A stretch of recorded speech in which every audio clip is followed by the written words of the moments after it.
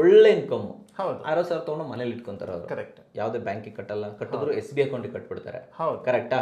ಇದೇ ಆಗ್ತಾ ಇರೋದು. ಕರೆಕ್ಟ್. ಮತ್ತೊಂದು ಏನಂದರೆ ಕ್ಯಾಶ್ ಬಂದಿರೋದು ಪಾಕೆಟಲ್ಲಿ ಇಟ್ಕೊಂಡಿರ್ತಾರೆ, ಜೊತೆಗೆ ಅವ್ರು ಬ್ಯಾಂಕಲ್ಲೂ ಡೆಪಾಸಿಟ್ ಮಾಡಿರ್ತಾರೆ, ಕ್ಯಾಶ್ ಡೆಪಾಸಿಟ್. ಸೊ ಕ್ಯಾಶ್ ವಿಡ್ರಾನು ಮಾಡ್ಕೋತಾ ಇರ್ತಾರೆ. ಕ್ಯಾಶ್ ವಿಡ್ರಾ ಮಾಡಿದ್ರೆ ಮತ್ತೆ TDS ಕಟ್ ಆಗುತ್ತೆ. ವಿಡ್ರಾ ಮಾಡು TDS. ಹೌದು, ಸೆಕ್ಷನ್ 194 ಏನಲ್ಲಿ ಮತ್ತೆ TDS ಕೊಡೋಕೆ ಹೋಗ್ತಾರೆ. ಫಾರ್ ಎಕ್ಸಾಂಪಲ್ ಮ್ಯಾನೇಜರ್ ಅವತ್ತು ರಜಾ ಇದ್ರು ಅಥವಾ ಬಿಸಿ ಇದ್ರು ಅಂತ ಅನ್ಕೊಳ್ಳಿ, ಫಾರ್ ಎಕ್ಸಾಂಪಲ್. ಓಕೆನಾ, ಅವತ್ತು ಹೋಗಿರ್ತಾರೆ, ಅಲ್ಲಿ ನಾನು ವೆಯ್ಟ್ ಮಾಡಿ ಸಾಕಾಯ್ತು, ನಮ್ಮ ಮರ್ಯಾದೆ ಕೊಡ್ಲಿಲ್ಲ ಅಂತ ಬಂದ್ಬಿಡ್ತಾರೆ. ಬಟ್ ಇವ್ರು ತುಂಬಾ ಚೆನ್ನಾಗಿ ಮಾತಾಡಿಸ್ತಾರೆ, ಕರ್ಕೊಂಡು ಬನ್ನಿ ಸರ್ ಟೀ ಕುಡಿಯೋಣ ಅಂತ ಹೇಳಿ ಟೀ ಕುಡಿಸ್ಬಿಟ್ಟು ತುಂಬಾ ಏನಿಲ್ಲ ಸರ್ ಮಾಡ್ಕೊಂಡು. ಬಟ್ ಏನು ಗೊತ್ತಿರಲ್ಲ ಅದ್ರ ಬಗ್ಗೆ, ಎಷ್ಟು ರೇಟ್ ಆಫ್ ಇಂಟ್ರೆಸ್ಟ್ ಇರುತ್ತೆ, ಅದು ಫ್ಲಾಟ್ ಅಥವಾ ಫ್ಲೋಟಿಂಗ್ ಅಥವಾ ಏನಿದೆ ಟರ್ಮ್ಸ್, ಪಾರ್ಷಿಯಲ್ ಪೇಮೆಂಟಿಗೆ ಚಾರ್ಜಸ್ ಏನ್ ಮಾಡ್ಕೋತಾರೆ. ತುಂಬಾ ಜನ ನೋಡಿದೀನಿ, ನಾಳೆ ಲೋನ್ ಬೇಕು ಅಂದ್ರೆ ಸರ್ ನಂಗೆ 3 ವರ್ಷದ ಇನ್ಕಮ್ ಟ್ಯಾಕ್ಸ್ ರಿಟರ್ನ್ ಕೊಡೋಕ್ಕಾಗುತ್ತೆ ಅಂತ ಕೇಳ್ತಾರೆ. ಓಕೆ, ಇದು ಪಾಸಿಬಿಲಿಟಿ ಇದೆ, ನಾವು ಅಪ್ಡೇಟೆಡ್ ರಿಟರ್ನ್ಸ್ ಅಲ್ಲಿ ಪೆನಾಲ್ಟಿ ಎಲ್ಲ ಕಟ್ಟಿ ಫೈಲ್ ಮಾಡಿ ಕೊಡ್ತೀವಿ, ಜೆನ್ಯೂನ್ ಡಾಕ್ಯುಮೆಂಟ್ ಕೊಡ್ತೀವಿ.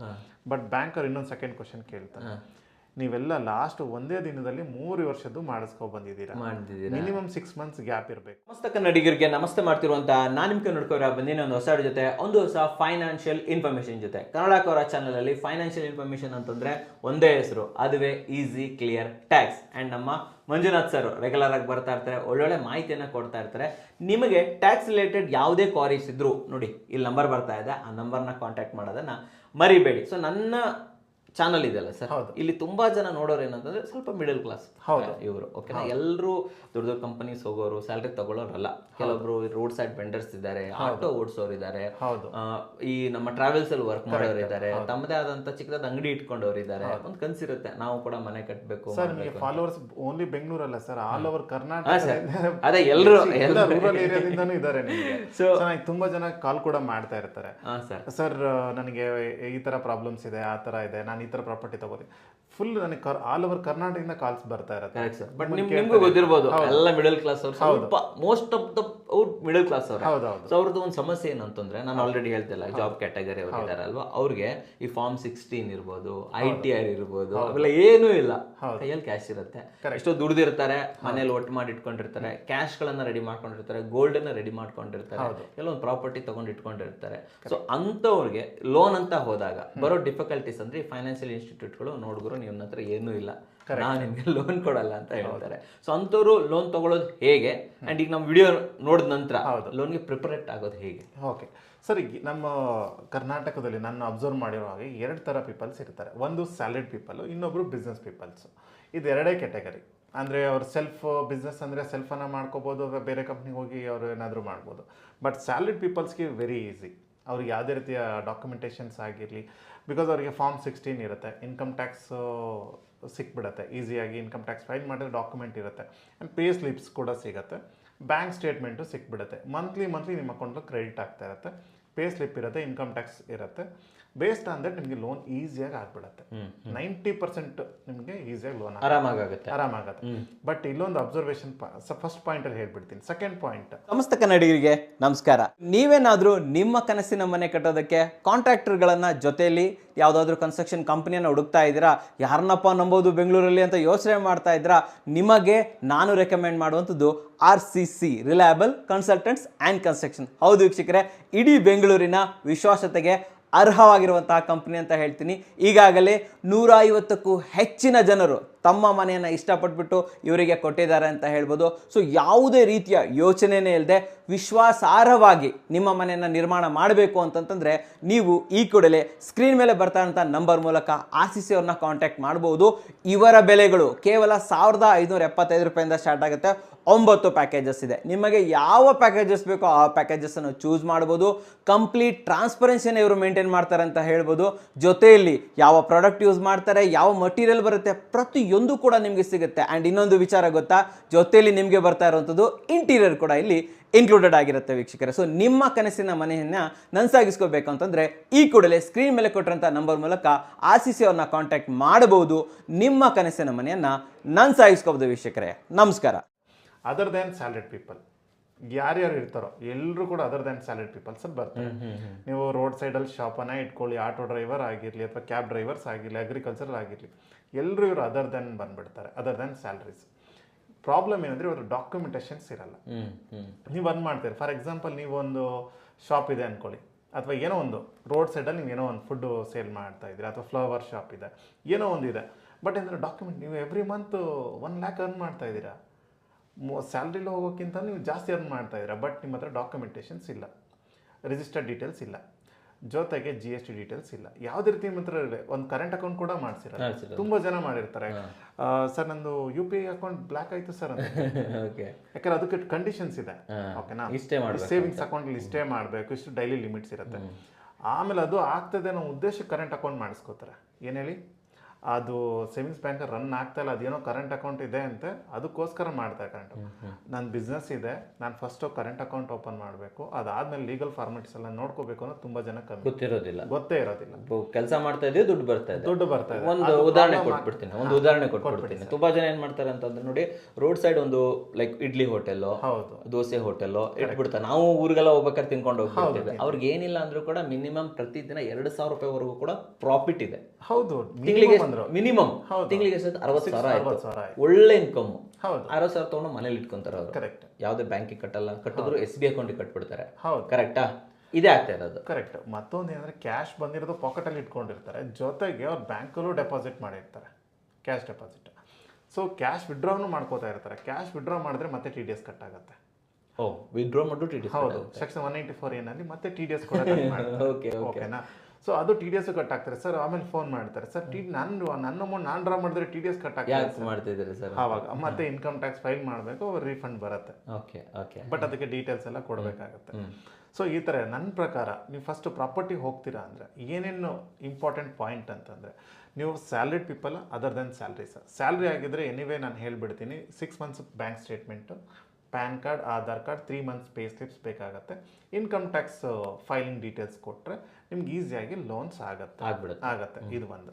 Second, other than business people, ಅವ್ರಿಗೆ ಏನು ಮಾಡಬೇಕು ಅಂತ ಅಂದರೆ, ಫಸ್ಟ್ ನನಗೆ ಬಿಸ್ನೆಸ್ ಎಂಟಿಟಿ ಏನು ಬಿಸ್ನೆಸ್ ಇದೆ, ಅದಕ್ಕೆ ಡಾಕ್ಯುಮೆಂಟ್ಸ್ ಇದೆಯಾ ಅನ್ನೋದು ಪ್ಲ್ಯಾನ್ ಮಾಡ್ಕೋಬೇಕು. ಜೊತೆಗೆ ಅವ್ರದ್ದು ಲೀಗಲ್ ಫಾರ್ಮಾಲಿಟೀಸ್ ಎಲ್ಲ ಕಂಪ್ಲೀಟ್ ಮಾಡ್ಕೋಬೇಕು. For example shop establishment certificate ಆಗಿರಲಿ, GS ಸರ್ಟಿಫಿಕೇಟ್ಸ್ ಆಗಿರಲಿ, ಕರೆಂಟ್ ಅಕೌಂಟ್ ಆಗಿರಲಿ, ಲೀಗಲ್ ಎಂಟಿಟಿ ಡೀಟೇಲ್ಸ್ ಇದೆಲ್ಲ ಇತ್ತು, ಆ ಎಲ್ಲ ಡಾಕ್ಯುಮೆಂಟ್ಸ್ ಕರೆಕ್ಟ್ ಆಗಿದೆ ಅಂದರೆ ಬೇಸ್ಡ್ ಆನ್ ದಟ್ ಅವರಿಗೆ ಲೋನ್ಸ್ ಈಸಿಯಾಗಿ ಸಿಗುತ್ತೆ. ಇದು ಫಸ್ಟ್ ಫಂಡಮೆಂಟಲ್. ಸೆಕೆಂಡ್ ಫಂಡಮೆಂಟಲ್ ಏನು, ಪ್ರಾಪರ್ಟಿ ಯಾವ ಏರಿಯಾದಲ್ಲಿದೆ, ಯಾವ ಖಾತಾ ನೋಡ್ತಾರೆ. ಎಸ್ಪೆಷಲ್ ಬ್ಯಾಂಗ್ಳೂರು ಅಂತ ಅಂದರೆ B ಖಾತಾನ, A ಖಾತಾನ, C ಖಾತಾನ ಅಥವಾ ಈ ಖಾತಾನ ಅಂತ ಬರುತ್ತೆ. ನಿಮಗೆ ಈ ಖಾತಾ ಮೇಲೂ ಡಿಪೆಂಡ್ ಆಗುತ್ತೆ. A ಖಾತಾ ಅಂದರೆ ಫಸ್ಟ್ ಕ್ರೆಡಿಬಿಲಿಟಿ ಎಲಿಜಿಬಿಲಿಟಿ ಬಂದ್ಬಿಡುತ್ತೆ, ಸಿಕ್ಬಿಡುತ್ತೆ. A ಖಾತಾ ಇದೆ.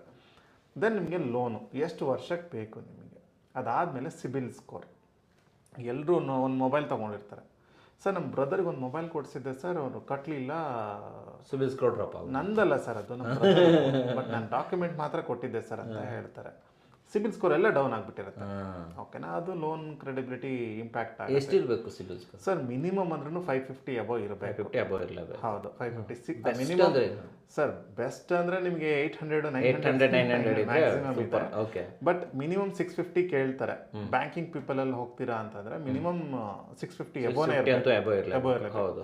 ಅದರ್ ದೆನ್ ಫೈನಾನ್ಷಿಯಲ್ ಇನ್ಸ್ಟಿಟ್ಯೂಷನ್ 550ಗೂ ಮಾಡ್ಕೊಡ್ತಾರೆ. But 650 minimum bench mark. ಅದ್ರ ಮೇಲಿದ್ರೆ ನಿಮಗೆ ಈಸಿಯಾಗಿ ಎಲಿಜಿಬಿಲಿಟಿ ಇದೀರಾ ಅಂತ ಚೆಕ್ ಮಾಡ್ತೀವಿ. ಎಲ್ಲ ಒಂದು 1 yearದು ಡೇಟಾ ತೆಗೆದ್ಬಿಟ್ಟು ವಿನ್ ಡೇಟಲ್ಲಿ ಕಟ್ಟಿದ್ದೀರಾ ಅಥವಾ ಚೆಕ್ ಬೌನ್ಸಸ್ ಇದೆಯಾ, ಇಂಟ್ರೆಸ್ಟ್ ಲೇಟ್ ಪೇಮೆಂಟ್ ಎಲ್ಲ ಪ್ರಾಪರಾಗಿ ಕಟ್ಟಿದ್ದೀರಾ ಅಥವಾ ನೀವು ಸೆಟ್ಲ್ಮೆಂಟಿಗೆ ಹೋಗಿದ್ದೀರಾ, ಎಲ್ಲ ಡೀಟೇಲ್ಸ್ ಬರುತ್ತೆ. ಬೇಸ್ಡ್ ಆನ್ ದಟ್ ನಿಮ್ಗೆ ಎಲಿಜಿಬಿಲಿಟಿ ಸಿಗುತ್ತೆ ಸರ್. ಓಕೆನಾ. ಸೊ ನಾವು ಪ್ರಾಪರ್ಟಿ ತೊಗೊಳಕ್ಕೂ ಮೊದಲು ನೀವು ವಿಚಾರಿಸಿ, ಪ್ರಾಪರ್ಟಿ ಡಾಕ್ಯುಮೆಂಟು ಪ್ರಾಪರ್ ಆಗಿರಬೇಕು ಸರ್. ಅದ್ರ ಜೊತೆಗೆ ನಿಮ್ಮ ಹತ್ರ ಇರೋ ಡಾಕ್ಯುಮೆಂಟ್ಸ್, ಫಾರ್ ಎಕ್ಸಾಂಪಲ್ ನಾನು ಈಗೇನು ತಿಳಿಸ್ಕೊಟ್ಟೆ ಅಲ್ಲ, ಎಲ್ಲ ಡಾಕ್ಯುಮೆಂಟ್ಸ್ ನಿಮ್ಮ ಹತ್ರ ಇದೆ ಅಂತಂದರೆ ಫಸ್ಟು ಬ್ಯಾಂಕಿಂಗ್ಗೆ ಹೋಗಿ ಅಪ್ರೋಚ್ ಮಾಡಿ. ಬ್ಯಾಂಕಲ್ಲೇ ಲೋನ್ ಸಿಗ್ತಾ ಇದ್ರೆ ನೀವು ಯಾಕೆ ನಾನ್ ಫೈನಾನ್ಸ್ಗೆ ಹೋಗಬೇಕು? ಹೌದು, ಬೇಕಾಗಿಲ್ಲ ಅಲ್ವಾ. ನಾವು ಬ್ಯಾಂಕಲ್ಲಿ ಫಸ್ಟ್ ಟ್ರೈ ಮಾಡಿ. ಫಸ್ಟೇ ಹೋಗ್ಬಿಡ್ತಾರೆ, ಬಜಾಜ್ ಫೈನಾನ್ಸ್ಗೆ ಹೋಗ್ತಾರೆ ಅಥವಾ ಮಹೀಂದ್ರ ಆ್ಯಂಡ್ ಮಹೀಂದ್ರ ಫೈನಾನ್ಸ್ಗಳಿಗೆ ನೀವು ಹೇಳೋದು ಬ್ಯಾಂಕ್ ಅಪ್ರೋಚ್ ಮಾಡಬೇಕು. ಹೌದು, ಫಸ್ಟ್ ಬ್ಯಾಂಕಿಂಗ್ ನಾವೇ ಅನ್ಕೊಂಬಾರ್ದು ಕೊಡಲ್ಲ ಅಂತ. ಬಂದ್ರೆ ತಾನೇ ಗೊತ್ತಾಗೋದು. ಬ್ಯಾಂಕೇ ಬಂದು ನಿಮ್ಮ ಹತ್ರ ಲೋನ್ ಕೇಳಲ್ಲ. ಈ ಫೈನಾನ್ಸ್ ಪೀಪಲ್ ಬಂದು ಲೋನ್ ಕೊಡ್ತೀವಿ ಅಂತ ಕೇಳ್ತಾ ಇರ್ತಾರೆ. ಹೌದು, ತುಂಬಾ ಜನ ನೋಡ್ತೀನಿ ಮನೆಗೆ, ಸರ್ ಅದಕ್ಕೆ ಯಾಕೆ ಸರ್ ಬ್ಯಾಂಕಿಗೆಲ್ಲ ಓಡಾಡಿ ಅಲ್ಲೆಲ್ಲ ಕೊಡಲ್ಲ ಬಿಡಿ ಸರ್ ಅಂದ್ಬಿಡ್ತಾರೆ. ಹೌದು, ನಿಮ್ಗೆ ಗೊತ್ತೇ ಇರಲ್ಲ, ನೀವು ಹೋಗೋದೇ ಇಲ್ಲ. ಅಟ್ಲೀಸ್ಟ್ ಒಂದ್ಸತಿ ಬ್ಯಾಂಕ್ ಮ್ಯಾನೇಜರ್ ಹತ್ರ ಹೋಗಿ ಮಾತಾಡಿ, ನೋಡಿ ಸರ್ ನಾವು ಮುಂಚೆ ನಿಮ್ಮ ಹತ್ರ ಡಿಪಾಸಿಟ್ ಮಾಡ್ತಾ ಇದ್ದೀವಿ, SBI ಅಕೌಂಟ್ ಇದೆ. ಹೌದು, ಒಂದಿನ ಹೋಗ್ತಾರೆ. ಫಾರ್ ಎಕ್ಸಾಂಪಲ್ ಮ್ಯಾನೇಜರ್ ಅವತ್ತು ರಜಾ ಇದ್ರು ಅಥವಾ ಬಿಸಿ ಇದ್ರು ಅಂತ ಅನ್ಕೊಳ್ಳಿ ಫಾರ್ ಎಕ್ಸಾಂಪಲ್. ಓಕೆನಾ. ಅವತ್ತು ಹೋಗಿರ್ತಾರೆ ಅಲ್ಲ ನಾನು ವೆಯ್ಟ್ ಮಾಡಿ ಸಾಕಾಯ್ತು ನಮ್ಮ ಮರ್ಯಾದೆ ಕೊಡ್ಲಿಲ್ಲ ಅಂತ ಬಂದ್ಬಿಡ್ತಾರೆ. ಬಟ್ ಇವ್ರು ತುಂಬಾ ಚೆನ್ನಾಗಿ ಮಾತಾಡಿಸ್ತಾರೆ, ಕರ್ಕೊಂಡು ಬನ್ನಿ ಸರ್ ಟೀ ಕುಡಿಯೋಣ ಅಂತ ಹೇಳಿ ಟೀ ಕುಡಿಸ್ಬಿಟ್ಟು ತುಂಬಾ ಏನಿಲ್ಲ ಸರ್ ಮಾಡ್ಕೊಂಡು ಸರ್ ಬಟ್ ಏನು ಗೊತ್ತಿರಲ್ಲ ಅದ್ರ ಬಗ್ಗೆ, ಎಷ್ಟು ರೇಟ್ ಆಫ್ ಇಂಟ್ರೆಸ್ಟ್ ಇರುತ್ತೆ, ಅದು ಫ್ಲಾಟ್ ಅಥವಾ ಫ್ಲೋಟಿಂಗ್ ಅಥವಾ ಏನಿದೆ ಟರ್ಮ್ಸ್, ಪಾರ್ಷಿಯಲ್ ಪೇಮೆಂಟಿಗೆ ಚಾರ್ಜಸ್ ಇದೆಯಾ ಇದೆಲ್ಲ ಚಾರ್ಜಸ್ ಇದೆಯಾ, ಅದಾದ್ಮೇಲೆ ಇನ್ಸೂರೆನ್ಸ್ ಏನ್ ಅಮೌಂಟ್ ತಗೋತಾ ಇದ್ದಾರೆ, ಆಮೇಲೆ ಲೋನ್ ಪ್ರೊಸೆಸಿಂಗ್ ಚಾರ್ಜಸ್ ಅಂತ 2% ತಗೋತಾ ಇದ್ದಾರೆ, ಇದೆಲ್ಲ ಮ್ಯಾಟರ್ ಆಗ್ಬಿಟ್ಟಿರುತ್ತೆ. ನಿಮ್ನ ಯಾರು ಚೆನ್ನಾಗಿ ಬಕೆಟ್ ಹಿಡಿತಾ ಇದಾರೆ ಅದನ್ನ ನೋಡ್ಕೋಬೇಕು ನೀವು. ಡೆಫಿನೆಟ್ ಆಮೇಲೆ ನಮ್ಗೆ ಹಾಕ್ತಾರೆ ಅಂತ ಇವರು ನಮ್ಮನ್ನ ಇದು ಮಾಡ್ತಿಲ್ಲ. ಎಂಟರ್ಟೈನ್ಮೆಂಟ್ ಏನ್ ಮಾಡಲ್ಲ, ಬ್ಯಾಂಕ್ ಇಂದ ಏನು ಎಂಟರ್ಟೈನ್ಮೆಂಟ್ ಮಾಡಲ್ಲ. ನಿಮಗೆ ಏನ್ ಡಾಕ್ಯುಮೆಂಟ್ ಕೊಡ್ತೀರಾ, ವಾಟ್ ಇಸ್ ದ ಪ್ರೊಸೀಜರ್, ಅವ್ರ ಪ್ರೊಸೀಜರ್ ಕ್ಯಾರಿ ಮಾಡ್ತಾರೆ. ಅಲ್ಲಿ ರೇಟ್ ಆಫ್ ಇಂಟ್ರೆಸ್ಟ್ ಕಮ್ಮಿ ಇರುತ್ತೆ ನಮಗೆ. ಬಟ್ ಏನಂದ್ರೆ ಡಾಕ್ಯುಮೆಂಟ್ ಸ್ವಲ್ಪ ಜಾಸ್ತಿ ಕೇಳ್ತಾರೆ. ಕರೆಕ್ಟ್. ಬಟ್ ನಿಮ್ಮ ಹತ್ರ ಇರೋ ಡಾಕ್ಯುಮೆಂಟೇ ಕೇಳ್ತಾರೆ ಹೊರತು ನಿಮ್ಮ ಹತ್ರ ಇಲ್ಲದೆ ಇರೋ ಡಾಕ್ಯುಮೆಂಟ್, ಅದು ಪಕ್ಕದ ಮನೆ ಡಾಕ್ಯುಮೆಂಟ್ ಕೇಳ್ತಾರೆ, ನಿಮ್ ಡಾಕ್ಯುಮೆಂಟ್ ಅಷ್ಟೇ ಕೇಳ್ತಾರೆ. ಸೊ ನಿಮ್ ಡಾಕ್ಯುಮೆಂಟ್ ನೀವು ಕೊಡ್ತೀರಾ, ಕೊಟ್ರೆ ಅಷ್ಟು ನಾವು ಡಾಕ್ಯುಮೆಂಟ್ ಫಾರ್ಮಾಲಿಟೀಸ್ ಏನಿದೆ ಮಾಡ್ಕೋತಾರೆ, ಈಸಿಯಾಗಿ ಲೋನ್ಸ್ ಆಗುತ್ತೆ. ಇಷ್ಟು ಫಾರ್ಮಾಲಿಟೀಸ್ ನೀವು ಡೆಫಿನೆಟ್ ಆಗಿ ತಿಳ್ಕೊಳ್ಳಿ, ಎಲ್ಲೂ ಕೂಡ ಸ್ಕಿಪ್ ಮಾಡಬೇಡಿ. ಸೊ ನಿಮ್ಗೆ ಏನಾದ್ರು ಡೌಟ್ ಇತ್ತು ಅಂದ್ರೆ ಕಮೆಂಟ್ ಬಾಕ್ಸ್ ಅಲ್ಲಿ ಕಮೆಂಟ್ ಮಾಡಲಿ, ಬೇಕಾದ್ರೆ ನಾವು ಆನ್ಸರ್ ಮಾಡೋಣ. ಸೊ ನಿಮ್ಗೆ ಇನ್ನೇನಾದ್ರೂ ಡೌಟ್ಸ್ ಇದೆ? ನೆಕ್ಸ್ಟ್ ಇವಾಗ ಒಬ್ರು ನಾವು ಹೇಳಿರೋದೆಲ್ಲ ಏನೂ ಇಲ್ಲ ಅವ್ರ ಹತ್ರ. ಇವಾಗ ನಮ್ಮ ವಿಡಿಯೋ ನೋಡಿ ಅವ್ರಿಗೆ ಜ್ಞಾನೋದಯ ಆಗಿದೆ, ಅವ್ರು ಏನೇನು ಮಾಡಬೇಕು ಈಗಿಂದ? ಅವರು ಇನ್ನು 4 ವರ್ಷದಲ್ಲಿ ನಾವು ಒಂದು ಒಳ್ಳೆ ಪ್ರಾಪರ್ಟಿ ತಗೊಂಡು, ಕರೆಕ್ಟ್, ಇನ್ನು future plan planning. For example ನಾನು ನೆಕ್ಸ್ಟ್ 3 ವರ್ಷದಲ್ಲಿ ನಾನೊಂದು ಒಳ್ಳೆ ಪ್ರಾಪರ್ಟಿ ತಗೋಬೇಕು, ಏನ್ ಮಾಡ್ಬೇಕು ಸರ್? ಏನಿಲ್ಲ, ಅವರು ಸ್ಯಾಲರಿಡ ಬಿಸ್ನೆಸ್ ಅಂತ ನೋಡಿ, ಬಿಸ್ನೆಸ್ ಫಸ್ಟ್ ಬಿಸ್ನೆಸ್ ಬಗ್ಗೆ ಹೇಳೋಣ. ಓಕೆ, ಬಿಸ್ನೆಸ್ ಹೇಳ್ಬೇಡ. ಒಂದು ಎಕ್ಸಾಂಪಲ್ ತಗೊಳ್ಳೋಣ ಸರ್. ಚಿಕ್ಕದಾಗಿ ಹೋಟೆಲ್ ಇಟ್ಕೊಂಡಿದ್ದಾರೆ, ಓಕೆ, ಹೋಟೆಲ್ ಇದೆ, ಪ್ರತಿದಿನ 1-2 ಸಾವಿರ ಪ್ರಾಫಿಟ್ ಸಿಗ್ತದೆ ಆಗುತ್ತೆ. ಅವ್ರು ಏನ್ ಮಾಡ್ಬೇಕು ಇವಾಗ? ಸರ್ ಏನಿಲ್ಲ, ಸಿಂಪಲ್ ಆಗಿ ಒಂದು ಡಾಕ್ಯುಮೆಂಟೇಶನ್, ಒಂದು MSME ಸರ್ಟಿಫಿಕೇಟ್ ಮಾಡ್ಕೊಂಡು, MSME ಸರ್ಟಿಫಿಕೇಟ್, ಹೌದು, ಓಕೆ, ಕರೆಂಟ್ ಅಕೌಂಟ್ ಮಾಡಿಸ್ಕೊಳ್ಳಿ, ಕರೆಂಟ್ ಅಕೌಂಟ್ ಬ್ಯಾಂಕಿಗೆ ಹೋಗಿ ಕರೆಂಟ್ ಅಕೌಂಟ್ ಅಂತ ಹೇಳ್ಬೇಕು. ಸೊ ಎಲ್ಲ ಬ್ಯಾಂಕಲ್ಲೇ ಟ್ರಾನ್ಸಾಕ್ಷನ್ಸ್ ಆಗ್ತಾ ಇರಬೇಕು, ದುಡ್ಡೆಲ್ಲ ಅಲ್ಲೇ ಹಾಕ್ಬೇಕು. ಹೌದೌದು. ಡೈಲಿ ಏನ್ ಕಲೆಕ್ಟ್ ಆಗುತ್ತೆ ಇವತ್ತಿನ ಕ್ಯಾಶ್, ನಿಮಗೆ ಇವತ್ತು ಕಲೆಕ್ಷನ್ 2000 ನಾಳೆ ಬೆಳಿಗ್ಗೆ ಡೆಪಾಸಿಟ್ ಮಾಡಬೇಕು. ಬಟ್ ಅದು ಟ್ಯಾಕ್ಸ್ ಕಟ್ಟಬೇಕಾಗುತ್ತೆ. ನಮ್ಮ ಜನ ಎದುರುಕೊಳ್ಳೋದೇ ಟ್ಯಾಕ್ಸ್ಗೆ. ಇಲ್ಲ ಸರ್, ಟ್ಯಾಕ್ಸ್ ಹೇಗೆ ಬರುತ್ತೆ? 60,000 ರೂಪಾಯಿ ಹೌದು, ತಿಂಗಳ. ಹೌದು, ಪ್ರತಿ 1 ವರ್ಷಕ್ಕೆ ಹೇಳ್ತಾರೆ ಪ್ರಾಫಿಟ್ ಆಯ್ತು, ಪ್ರಾಫಿಟ್ 7,20,000 ಆಯ್ತು, 7,20,000 ಕರೆಕ್ಟ್. ಸೊ ಅದಕ್ಕೆ ಏನ್ ಬೇಸಿಕ್ ಟ್ಯಾಕ್ಸ್ ಫಾರ್ಮಾಲಿಟೀಸ್ ಬರುತ್ತೆ ಅದು ಕಟ್ಟಿದ್ರೆ ಸಾಕಾಗುತ್ತೆ. ಅಪ್ ಟು 7 lakh ಎಕ್ಸಮ್ಟೇ ಇದೆ ನಿಮಗೆ. 7 ಲಕ್ಷ ಎಕ್ಸಮ್ಟೇ ಇದೆಯಾ? ಎಕ್ಸಮ್ಟೇ ಇದೆ, ಏನು ನಾವೇನು ಕಟ್ಟಬೇಕಾಗಿಲ್ಲ, ಕಟ್ಟೋ ಹಾಗೆ. ಸೊ ಅದು ಇಂಪಾರ್ಟೆಂಟ್. ಅಪ್ ಟು 25,000 ವರೆಗೂ ನಿಮಗೆ ಟ್ಯಾಕ್ಸ್ ಕಟ್ಟೋ ನೆಸೆಸಿಟಿನೇ ಇಲ್ಲ ಸರ್. Okay okay. ಸೊ ನಿಮಗೆ ಅಪ್ ಟು 50,000 ಪ್ರಾಫಿಟ್ ಆಗ್ತಾ ಇದೆ ಅಂದ್ರೆ ಏನು ಕಟ್ಟೋ ನೆಸೆಸಿಟಿ ಇಲ್ಲ. So just formalities, income tax file ಮಾಡ್ಕೊಳ್ಳಿ, ಎಲ್ಲ ಡಾಕ್ಯುಮೆಂಟ್ಸ್, ಸೆಟ್ ಆಫ್ ಡಾಕ್ಯುಮೆಂಟ್ಸ್ ಇಟ್ಕೊಳ್ಳಿ, ದೆನ್ 3 years ಅಥವಾ 4 years ಬಿಟ್ಟು ನೀವು ಪ್ಲಾನ್ ಮಾಡ್ಕೊಳ್ಳಿ. ಮತ್ತು ಇನ್ಕಮ್ ಟ್ಯಾಕ್ಸ್ ರಿಟರ್ನ್ ಏನು ಮಾಡ್ಕೋತಾರೆ ತುಂಬ ಜನ ನೋಡಿದ್ದೀನಿ, ನಾಳೆ ಲೋನ್ ಬೇಕು ಅಂದ್ರೆ ಸರ್ ನಂಗೆ 3 ವರ್ಷದ ಇನ್ಕಮ್ ಟ್ಯಾಕ್ಸ್ ರಿಟರ್ನ್ ಕೊಡೋಕ್ಕಾಗುತ್ತೆ ಅಂತ ಕೇಳ್ತಾರೆ. ಓಕೆ, ಇದು ಪಾಸಿಬಿಲಿಟಿ ಇದೆ, ನಾವು ಅಪ್ಡೇಟೆಡ್ ರಿಟರ್ನ್ಸ್ ಅಲ್ಲಿ ಪೆನಾಲ್ಟಿ ಎಲ್ಲ ಕಟ್ಟಿ ಫೈಲ್ ಮಾಡಿ ಕೊಡ್ತೀವಿ, ಜೆನ್ಯೂನ್ ಡಾಕ್ಯುಮೆಂಟ್ ಕೊಡ್ತೀವಿ. ಬಟ್ ಬ್ಯಾಂಕರ್ ಇನ್ನೊಂದು ಸೆಕೆಂಡ್ ಕ್ವಶನ್ ಕೇಳ್ತಾರೆ, ನೀವೆಲ್ಲ ಲಾಸ್ಟ್ ಒಂದೇ ದಿನದಲ್ಲಿ 3 ವರ್ಷದ್ದು ಮಾಡಿಸ್ಕೊ ಬಂದಿದ್ದೀರಾ, ಮಿನಿಮಮ್ 6 months ಗ್ಯಾಪ್ ಇರಬೇಕು ಅಂತ ಹೇಳ್ತಾರೆ. ಹಂಗೆಲ್ಲ ಕೇಳ್ತಾರಾ? ಹೌದು. ಗೊತ್ತಿಲ್ಲ, ಲೋನ್ಗೋಸ್ಕರ ಮಾಡಿಸ್ಕೊ ಬಂದಿದ್ದೀರಾ, ನೀವು ಮಾಡ್ತಾ ಇದ್ದೀರಾ, ಮಾಡೋದಿಲ್ಲಾಗಿತ್ತು ನೀವು. ಸೊ ಇದು ಪ್ರಾಬ್ಲಮ್ ಇರೋದು. ನಾನೇನು ಹೇಳ್ತೀನಿ, ಒಂದು ಇನ್ಕಮ್ ಟ್ಯಾಕ್ಸ್ ಇಂದ ಇನ್ನೊಂದು ಇನ್ಕಮ್ ಟ್ಯಾಕ್ಸ್ ಮಿನಿಮಮ್ 3 months ಆದ್ರೆ ಗ್ಯಾಪ್ ಇರಲೇಬೇಕು. ಹೌದು. ಸೊ ಬ್ಯಾಂಕಿಂದ ಅವ್ರು 6 months to 3 months ಎಕ್ಸ್ಪೆಕ್ಟ್ ಮಾಡ್ತಿರ್ತಾರೆ. ಬಿಕಾಸ್ ಅವಾಗ ಏನಾಗುತ್ತೆ, ಅವ್ರು ಏನು ಅನ್ಕೋತಾರೆ ಅಂತಂದ್ರೆ ನೀವು ಆಲ್ರೆಡಿ ಫೈಲ್ ಮಾಡ್ತಾರೆ, ರೆಗ್ಯುಲರ್ ಮಾಡ್ತಾ ಇದ್ರೆ ನಿಮ್ಗೆ ನೆಸೆಸಿಟಿ ಇದೆ, ಅದಕ್ಕೋಸ್ಕರ ಇವಾಗ ಫೈಲ್ ಮಾಡಿದ್ದೀರಾ ಅಂತ. ಲೇಟೆಸ್ಟ್ ಓಕೆ, ಬಟ್ ಹಳೇದೆಲ್ಲ ಎವ್ರಿ ಇಯರ್ ಮಾಡ್ಕೊಡ್ಲೇಬೇಕು ಅಂತೀರಾ ನೀವು ಅಲ್ವಾ? ಸೊ 3 ವರ್ಷ ಅಂತೂ ಇರಬೇಕು ಅಂತ ಹೇಳ್ತೀರಾ. ಓಕೆ ಸರ್, ಇವಾಗ ನನ್ನ ಫೈನಲ್ ಕ್ವಶನ್ ಏನು ಅಂತಂದ್ರೆ, 7 ಲಕ್ಷ 7.5 ಲಕ್ಷ ಅನ್ಕೊಳ್ಳೋಣ ನನ್ನ ಇಯರ್ಲಿ ಇನ್ಕಮ್, ನಾನು ಎಷ್ಟು ಲೋನ್ ಪಡ್ಕೋಬಹುದು ಬ್ಯಾಂಕ್? ಸರ್ ಇದು ಪ್ರಾಪರ್ಟಿ ವ್ಯಾಲ್ಯೂ. ಫಾರ್ ಎಕ್ಸಾಂಪಲ್ ಅಲ್ಲಿರೋ ಪ್ರಾಪರ್ಟಿ ವ್ಯಾಲ್ಯೂ ಅಪ್ರಾಕ್ಸಿಮೇಟ್ಲಿ ಹೇಳಿ ಎಷ್ಟಿದೆ? ಒಂದು 25 ಲಕ್ಷ. 25 ಲಕ್ಷ. ನಿಮ್ಮ ಹತ್ರ ಎಷ್ಟು ಅಮೌಂಟ್? 5 ಲಕ್ಷ ನನ್ನ ಕೈಲಿದೆ. ಓಕೆ, 25 ಲಕ್ಷ ಪ್ರಾಪರ್ಟಿ ಇದೆ, 5 ಲಕ್ಷ ನೀವು ಡೌನ್ ಪೇಮೆಂಟ್ ಮಾಡಕ್ಕೆ ರೆಡಿ ಇದ್ದೀನಿ. 20 ಲಕ್ಷ ಲೋನ್ ಬೇಕು, ಲೋನ್ ಸಿಗುತ್ತೆ ಸರ್? ಸಿಗುತ್ತೆ ಸರ್. ಓಕೆನಾ? ಇದಕ್ಕೆ ಏನೇನು ಡಾಕ್ಯುಮೆಂಟ್ ಬೇಕು, ಅದು ಯಾವ ಖಾತಾ ಇದೆ ಅಂತ ನೋಡ್ಕೋಬೇಕು. ಸೊ ಅದ್ರ ಜೊತೆಗೆ ಅದಕ್ಕೆ ಏನೇ ಬೇಕಾಗಿರೋ ಡಾಕ್ಯುಮೆಂಟ್, ಲೀಗಲಿ ಎಲ್ಲ ಕ್ಲಿಯರ್ ಇದೆ ಡಾಕ್ಯುಮೆಂಟ್ಸ್. ಸೆಕೆಂಡ್ ಒನ್, ನಿಮ್ಮ ಸಿಬಿಲ್ ಸ್ಕೋರ್ ಚೆನ್ನಾಗಿರ್ಬೇಕು, ಬ್ಯಾಂಕಿಂಗ್ ಎಲ್ಲ ಚೆನ್ನಾಗಿರ್ಬೇಕು. ಜೊತೆಗೆ ಅವ್ರು 60 to 70% ಲೋನ್ ಮಾಡ್ತಾರೆ ಎಂಟೈರ್ ಪ್ರಾಪರ್ಟಿ, ಲ್ಯಾಂಡ್ ಅಲ್ಲಿ ಮಾತ್ರ.